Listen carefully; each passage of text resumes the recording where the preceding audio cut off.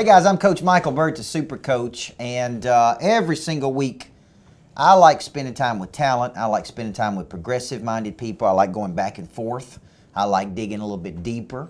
I like finding out what really makes a person tick, what's success, what the story is, and I think there's a lot to be learned. I personally watch hours and hours of YouTube video to learn and extract, and anytime I get interested in something, people ask me all the time where all my content comes from, and I am a carnivore of content. I go looking for, I'll study all weekend on one concept, I'll extract it, I'll repackage it, repurpose it, and so what I wanted to do is spend time with one of our newest customers named Jason the Titan Daniel, or the Titan Jason Daniel, right? Daniels. Daniels, that's right, with an S. And he is from West Tennessee, came to us, recommended, was it Christy Morgan that recommended you? Christy Morgan, one of our customers out of Phoenix, Arizona, that I met at the 10X Growth Con. Did you meet her at 10X Growth Con, or did you guys already know? So you met her at 10X Growth Con, and you were looking for a coach some point in your life. Not that you hit a ceiling, because you've been having some success, but you kind of came to the table hungry. Yes. And so what I want to do is do some back and forth for all of our YouTube viewers that are out there. I pump out a lot of content, and this guy is doing big things in the world. I'm proud of him. I'm proud to be his coach. And so we're going to play some pitch and catch here. No telling where this conversation is going to go, which may be good for you, right? But sometimes people don't like all the hype. They just like the backstory. And that's where all the meat is, right? Yep. I tell people that all your unique ability comes from one place, your past. Your past experiences, your past struggles, your past mentors, right? That's what makes you unique in the world. So a lot of people out there, Jason, are sitting on the fence about coaching. I sat on the fence for a long time. Actually, I was on the other side of the fence for a long time. Okay, all right. So a lot of people sit on the fence and they follow, maybe they follow me, they follow some coach, they follow Cardone, they follow, a lot of people want to know the difference between me and Grant Cardone, or me and Tony Robbins, or me and other people that are out there in the world. I think there's a clear difference because we're offering different products. Absolutely. But you sat on the fence, and there's a lot of people watching this who are sitting on the fence. Why did you sit on the fence? Just about coaching in general.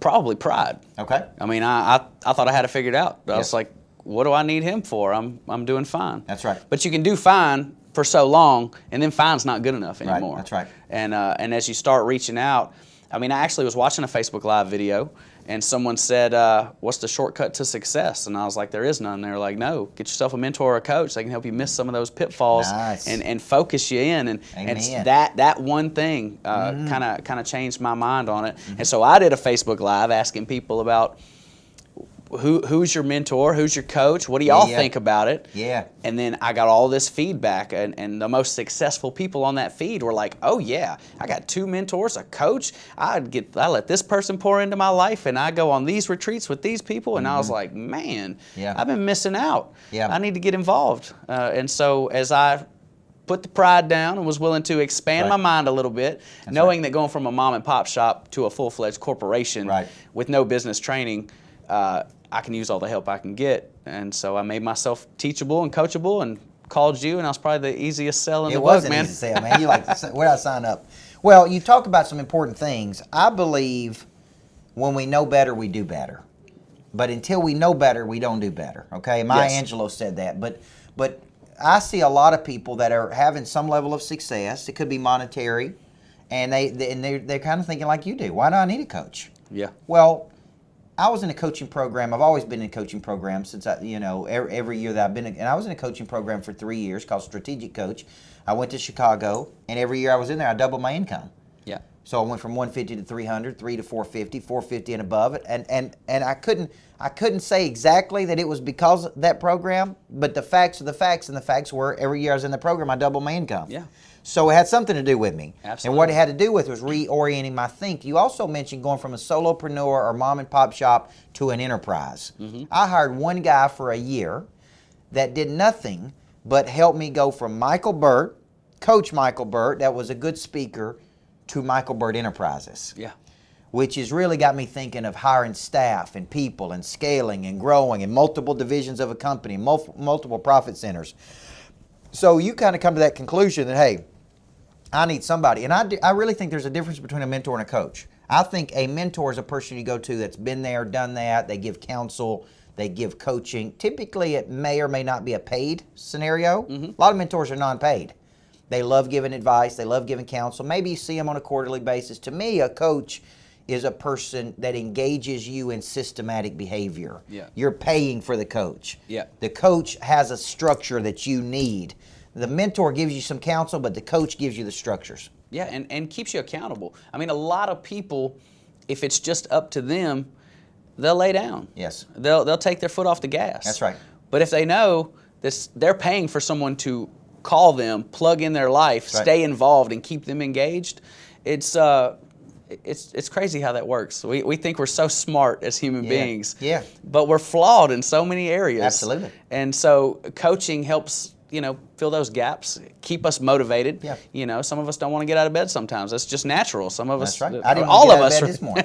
all of us really, Yeah. but a lot of us aren't disciplined enough to do it ourselves. Right. And so a coach can hold your feet to the fire. And a lot of people don't understand what coaches do. I know a lot of people, and I'm not going to tell people watching this video what I do. I want you to tell them, because I think it would be much better coming from a person who is now in a coaching program, because a lot of people don't know, like, what's the coach going to do?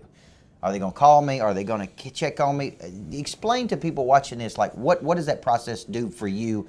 You own a business. You got 20-something employees. Yep. You're starting to speak and do some other things. What does coaching do? Like, explain to the person watching this so they know. What Coach Michael Burt does for me is it's his whole team. And maybe he's busy one day and he's doing speaking and he's caught up. So his team's touching. His team's reaching out. His team is keeping me engaged. His team is asking me questions that nobody else in my life is asking me. Nobody else in my life right now cares where my numbers are at, what my goal is for this year, how close I am, and what do I have in place to get there. But Coach's team reaches out, wants to know. They're willing to teach me the systems that will help me in my next step in growth, but they're also engaged as what matters to me. Where you at? Where are you stumbling? Where are you hitting a ceiling? Where are you hitting a wall? And how can we help you remove those obstacles from your life? We're going to jump in there with you, and we're going to help. Let's get honest. Let's be open with each other. Let's communicate, and together we work as a team. Yeah. Well, and I think about the way we structure this business, just think of every business as sales and operations. I mean, that's every business. So what I've decided to do is build a sales arm of people they're selling, and then an operations side of people they're servicing. And I don't believe in customer service. I believe in customer engagement. Yeah. Now, we try to engage some people that won't engage with us. And I don't know why a person would pay money and not engage with us, but they do. Yeah. But my point is, you touch them so many times, they go, stop. So we've actually structured the coaching program. And just remember this, a business is designed before there is a business. Yes. Most businesses are designed very poorly, and they have to be redesigned. So Absolutely. I've redesigned my business multiple times. Now I got world-class operations people, I got world-class sales people, and I try to be world-class at what I do. But we try to touch a person 6, 7, 8 times in a given month. Yes. Live session, weekly accountability if they should choose to want it, extra mastermind sessions. We live videos, replays of the videos. I mean, we just pound it. Some people go, gosh, it's so much stuff. But some people go, give me some more, right? Yeah. And so I know I like that comment is nobody else asking you these questions. Yeah, as I build my company, I started out as a company of one. I started by myself. I had $1,700, a 1996 pickup truck, and a bag of tools. And I've just about doubled in size every year I've been in business. What I've realized is that the only people that I was getting counsel for before I was coaching were my employees. Like, they would be who I pulled in meetings and say, hey, what do you think about this? Or what do you think about going this direction? There was nobody over me that had maybe been there that could peek in, and see it from the outside, that had the intelligence, the knowledge of systems to kind of plug in that I could throw around ideas with. And so all my ideas were shared with my employees, and now they can be shared with people above, So when you think about it, a good coach should offer all of those things. Let's talk about scaling a company, because a lot of people, that's the first words out of their mouth is I got to scale my company. And I tell a lot of people, you're not ready to scale your company. Until you have too much business. Yeah. A lot of people want to scale their company and they don't have any revenue. They don't have any customers. They don't have anything going on. And the first words out of their mouth is, I got to scale up. I got to scale up. Oh, no, you don't. What do you scale? What you need to do is go get a freaking customer. You need to drive some revenue. You know what I'm saying? And so when it comes to scaling, just remember this. We are now in the process of trying to scale up our company because in some areas we're never at capacity. Yeah. But there's only so many people I can get in a room at the Greatness Factory, right? Yes. There's only so much more bigger rooms we can get. And so now we start looking at, I think a better way to say it is, how do I make money in an easier way? Yes. By leveraging other people's time and energy and skill sets, or online. And I think the biggest place everything's going to scale is going to be online. You know, because last night you and I did a Facebook Live, probably 2,000 people's already watched that, right? Yep. We couldn't have 2,000 meetings. So there's an old way to sell, and the old way to sell is identify a person, have contact with them, try to get them interested, share my services, go back 7 touches, and there's nothing wrong with that. I actually teach that. But there's also a new way to sell, which is affinity, putting out great intellectual property like this, and having people go, man, I'm interested in you. Yeah. What does a relationship with you look like, right? And that's where the home of the hustle and Mr. Monday Night brainchild came from. I was thirsty for content, and I was like, why would these people talk to me? Well, let me find a way for them to talk to me. Let me find a way to have Coach engage with me on a regular basis. Let me find a reason for Coach to bring me on his show. And it's build an audience and put more eyeballs on you. And if I can provide eyeballs and ears, then there's value in people coming on to my show. That's right. And all I do is bring people on that I'm interested in. That's I right. know my audience is interested in them. And I get to pick their brain and learn some things that I want to learn. And my audience gets to do the same thing. You know what's interesting is before this, I had a show on WLAC Nashville, which is a little station that very few people listen to. But I was on Sundays, and I did that show live for a year. Live radio. I mean, I had a coach that coached me what to say for all couple hundred listeners that were mostly 50 and 60-year-old people. But I paid $15,000 a year to have that show. I went down to their studios. I basically rent their studios. I had some crappy, and I do mean crappy producer. Thank God for you, Jack, because I had some bozo who wasn't interested in helping me at all. He saw everything I wanted to do. He told me I couldn't do it. Can we play music? No. Can we do this? No. He just wanted to sit in there and do nothing and get a paycheck. And I despise bean counters. And so, but I paid $15,000. And here's what I said: I'm going to get some of the biggest names in the country on my show. Because WLAC, although it was an AM station, was a Fox News affiliate. Gotcha. So I would go to big time. This is actually how I met Grant Cardone. Is I was walking through Chicago Airport and saw the 10X rule, and I'm always looking for somebody to have on my show. And I'm like the title. Dude looks like a cool dude. He's got nice hair. You know what I'm saying? and I'm like, looks like a cool guy in California, whatever. His hair ain't cool as ours, though. I know that. but I'm like, he'd be a great guest for my show. I don't even know the dude. But I reached out to his team. I had him on the show, had a great interview with him. He liked me. We built rapport. Next thing you know, he's having me on Cardone Zone. Then he says, go to Mexico and do this event with me. Then I kind of get in his inner circle. And now my platform, Monster Producer, is getting ready to be in his platform. Gotcha. Is getting ready to be inside a new platform he's coming on. And in the new platform will be Tim Story and Damon John and all of those people. And Coach Burt's going to be right in there with them, okay? That's a great place to be. So it started with my little AM radio station. And here's what I tell people. They say, man, why'd you spend $15,000 to do that? I spent $15,000 to meet big-time people. Yeah. I had Marcus Lemonis on the show, Nito Cobain, I had Larry Wingett, I had Cardone, I had, you name them, I had them. Yeah. Because I could call their office and say, I have a show on a Fox News affiliate in Nashville, Tennessee. And as soon as I said that, they're like, I'm in, man. Perception. So it's all perception. Perception. But my point is, your Mr. Monday Night show is getting a lot of views from a lot of people. And that does turn into money. Yes. Because those people are hungry and looking for something to fill a gap for them. Yes. They're getting it free, but if there's something to push them to, now I push everybody to Monster Producer. Yeah.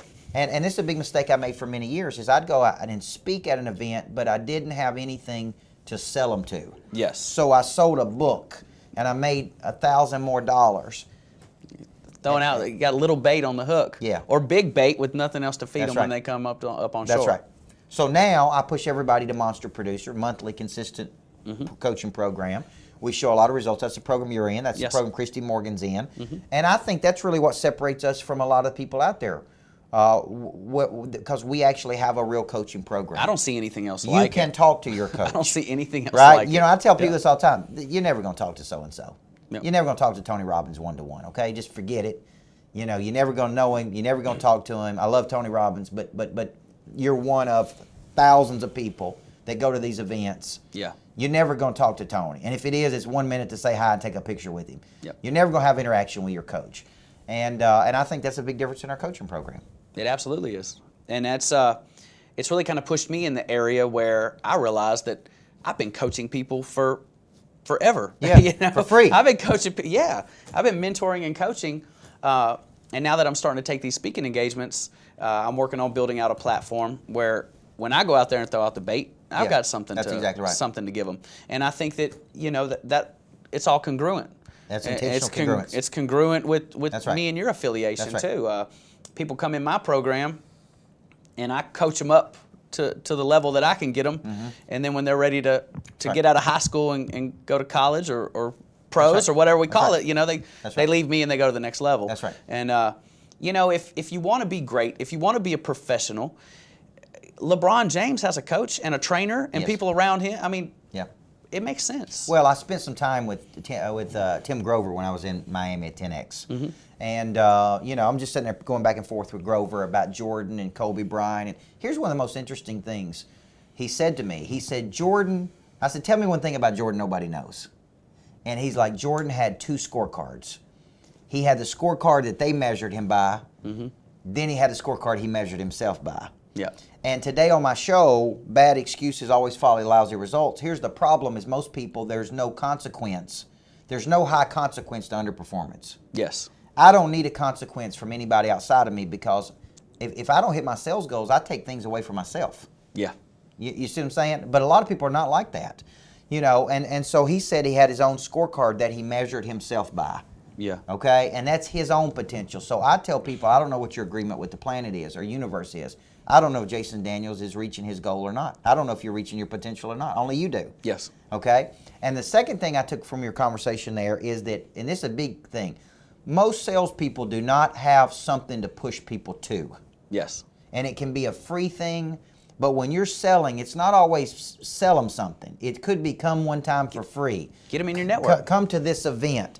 Be a part of this. Remember the word inclusion. I include people. Yeah. And what I do is you try to leverage their talent and pull them into my network, and I recognize their talent, okay? Yep. And I talk about my church experience. I went to a big church here in Murfreesboro for years, and I was out there speaking in the world and writing books, and nobody ever said a word to me. They never said, will you lead Sunday school? Will you start a small group? Will you even be in a small group? And then I left that church because I was disengaged. My talent wasn't being utilized. And I went to another church, and within 3 weeks, the pastor said, hey, we need you leading in this church.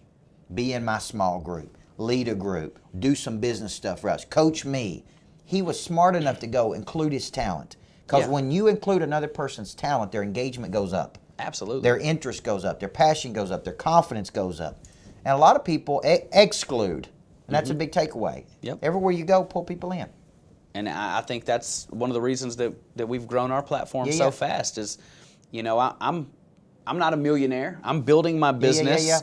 I'm expanding. I'm expanding my mind. I'm diving into self-development. I'm working on myself, and I work on myself right there in front of everybody. That's right. I bring my coach on. That's good. I bring my mentor on. That's good. I bring the people that are responsible for branding me on. Yeah. Anybody that's pouring into my life that I think my audience would have an interest in, I bring them on. Well, you said it, and this is big because I've had people give me media coaching. I have the same firm coaching me that's coaching all those people. Yeah. 2 Market Media, Hank Norman coaching me, Tim Story, Grant Cardone, Steve Harvey, Kendrick Shope. I mean, they're coaching all of us, right? Yeah. And one of the big dings that I got for a long time is, from Hank Norman specifically, was you need to let people see the totality of your personality. They need to see you growing and getting better in front of people. Like ignoring to be tough on you. Like man. your weakness, yeah. Like they need to see your vulnerability. Yeah. They don't just need to see Super Coach got it all together. Yeah. They need to see Super Coach living life out and growing, and the good and the bad. So we've tried to do a documentary where people can see on days I'm pissed off, or see on days I'm frustrated, or see on me getting on my staff, or they, we've tried to show that side of me that people don't get to see. And I think people seeing that, it lets them know that we don't have it all together either. Yeah. But we're consistent with with our systems. We're consistent with our methods. Yeah. We're in a rhythm, and we don't let a bad 5 minutes, a bad hour dictate a bad day or a bad week. And so that's what people need to see. It's not that we're super lucky. You know, it's not that success just grabbed us out of thin air and said, "Hey, we're gonna park it right here." Right. It's the consistency, it's the discipline, it's being intentional with your schedule and not letting a bad couple minutes turn into a bad day, a bad week, a bad year. You know. Yeah. So you hadn't always lived I mean, you're in a better place today than you've been in the past at some point, right? I mean, have you lived a hard life at some point? Man, I have a great set of parents, man. I'd say I grew up middle class. My dad was in the Army. Yeah. So I don't have the struggles of not knowing where food was coming from or the lights not being on. But I never had anybody pushing me into a entrepreneurial place. Yes. You know, right along with school, I was being pushed in the get a job, and that fought against who I was, and I can look back and see that that's the reason I never grabbed hold of anything. I couldn't gravitate to working for somebody else, and I wouldn't put in 100% working for somebody else because I always wanted to work for myself. I just didn't know it at that point in time or know how to even make that happen. So, no, not a real hard life growing up, but no real success, no real traction in anything until I struck out and started my own business. Nice. And how old were you? 32. So started your own business at 32. Mm-hmm. Why the electrical business? I had been an electrician since I was 18 years old. When I decided That's a hard skill, man. Yeah, when I decided I wanted to start a business, it just made sense because I knew not only how to do electric work, but I knew what the market was lacking. As far as for your employees and for your customers. I saw a bunch of hard-nosed construction guys start their own business and treat their employees a little less than favorable, and also do the same to their customers. Right. And I felt like I was a little more personable than most of the guys out there, and struck out because I saw a hole that needed to be filled. That's right. Nice.